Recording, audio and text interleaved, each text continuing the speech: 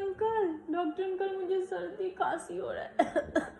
कौन सा दवा पिलाओगे? मैक्सट्रा हाँ, मछली वाला।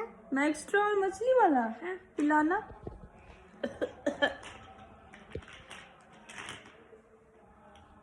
ये ऑरेंज वाला। ऑरेंज वाला।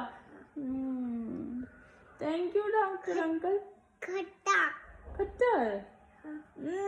खट्टा है, खट्टा है।